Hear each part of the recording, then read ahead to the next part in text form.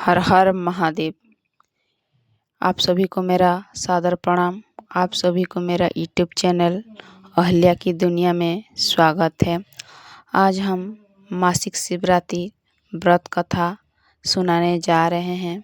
कथा को अंत तक जरूर सुनिए। प्राचीन समय की बात है। अवंती देश में चित्रभानु नामक एक प्रतापी राजा रहता था।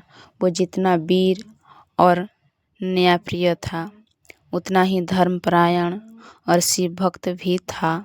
राजा प्रतिदिन प्रातः स्नान करके भगवान शिव की विधि पूर्वक पूजा करता, ब्राह्मणों को दान देता और अपनी प्रजा का पालन करता था। उसकी पत्नी रानी चंद्रवती भी अत्यंत पतिव्रता और धार्मिक स्वभाव की थी।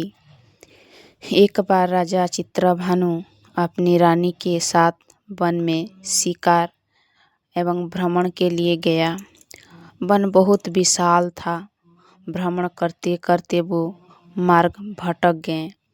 दिन ढलता गया, सूर्य अस्त होने लगा और चारों ओर अंधकार फैल गया। दोनों अत्यंत थक चुके थे और पूरे दिन उन्हें भोजन भी नहीं मिला था। संयोगवश वो दिन मासिक शिवरात्रि का पावन दिन था, किंतु राजा रानी को इसका कोई ज्ञान नहीं था। रात बिताने के लिए वो एक बेल वृक्ष के नीचे ठहर गए। वन में हिंसक पशुओं का भय था, इसीलिए राजा ने निश्चय किया कि वो सारी रात जागकर पहरा देगा। रानी थकान के कारण वही विश्राम करने लगी।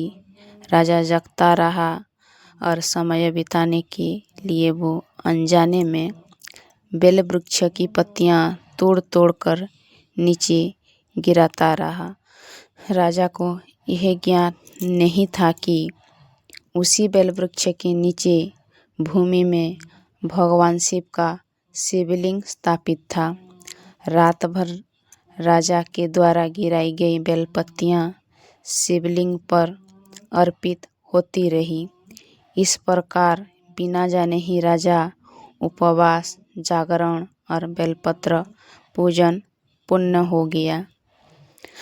रात के समय कई बार वन्य पशु वहां आए, परंतु शिव की कृपा से कोई भी राजा या रानी को हानि नहीं पहुंचा सका।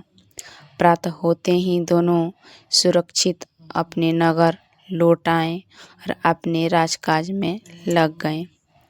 कुछ वर्षों बाद राजा चित्रभानु का देहांत हो गया।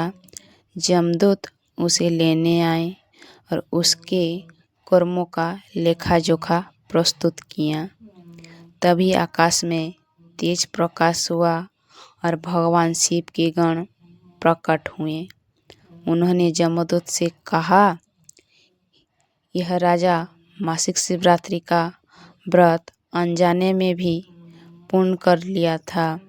उसने बेलपत्र अर्पित किए, रात्रि जागरण किया और उपवास रखा। अंत में वो शिवलोक का अधिकारी हैं।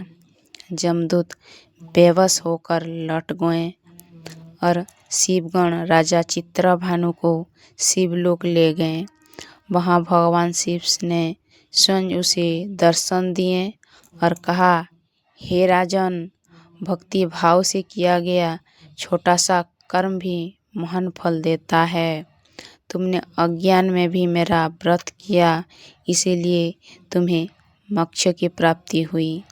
राजा चित्रभानु भगवान शिव के चरणों में लीन हो गया और जन्म मरण के बंधन से मुक्त हो गया।